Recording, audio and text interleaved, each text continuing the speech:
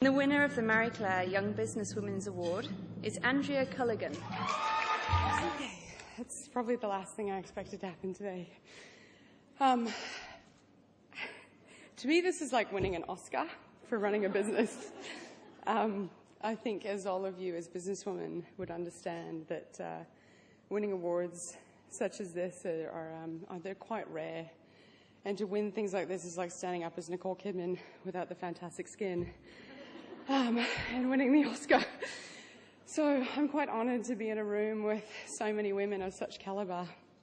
And I'd like to thank Telstra very much, and in particular for Marie Claire for promoting young women in business, because I do think we are the future of business. Yes, please, applaud yourselves, because you deserve it. I arrived in Australia about 12 years ago. I am Canadian originally, although my family is Australian, hence why I have a bit of a funny accent. I had about $500 in my pocket when I landed in Australia about 12 years ago, and I had a real vision to become something much greater than I was. About 2 years after I landed, throughout that 2 years I was doing very obscure jobs, such as I ran a pub in Cape York, which is very odd. I got whale watching tours in Hervey Bay, and I even sung in pubs in Coober Pedy, so I've had some pretty obscure experiences. About 2 years after I stopped my interesting travels, I landed in Sydney, and I started with Unimail very shortly thereafter. 10 years later, we're a multi-million-dollar business nationally. We've got a strong passion for ensuring students have the ability to talk to employers and talk to them in the same language. However, I believe that the last 10 years of my business success is an absolute and direct collaboration of my personal success. And to clarify that, personal means me. That's me, Andrea Culligan. My business is separate, although it is part of me. The fortunate thing about that is that I run them exactly the same way. 10 years ago, I was overweight. I had a big personal self-esteem issue, and I needed to really change that.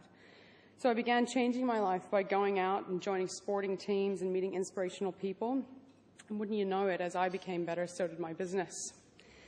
As time has passed, I've taken on challenges in my personal life, obviously with relationships, family, international travel, and adventure. But at the same time, the business was following a very comparable path by exploring new opportunities, directions, and strategies. I found that my strength and commitment has benefited my personal life, but in return has had the same effect on my business. Now, as cliche as it sounds, I am not Unimail, and Unimail is nothing without my team.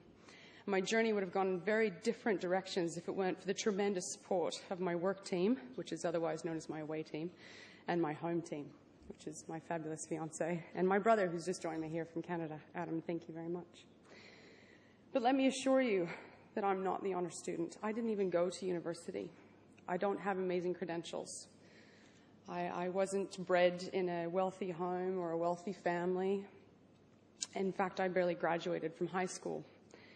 I wasn't bred to travel the corporate ladder, but I was brought up in an environment of passion, determination, and enthusiasm. And over the times, these values have carried me through the highs and the lows, the challenges and the successes of my business. Have I made 100 mistakes in my personal life? Absolutely. Have I made 100 mistakes in my business? Probably a couple of thousand. Will I make a mistake walking out the door? Most likely. But if I do, by the time I get to the car, I'll be a better person for it. And I'd like to thank you very much for having the opportunity to be here today. Thank you.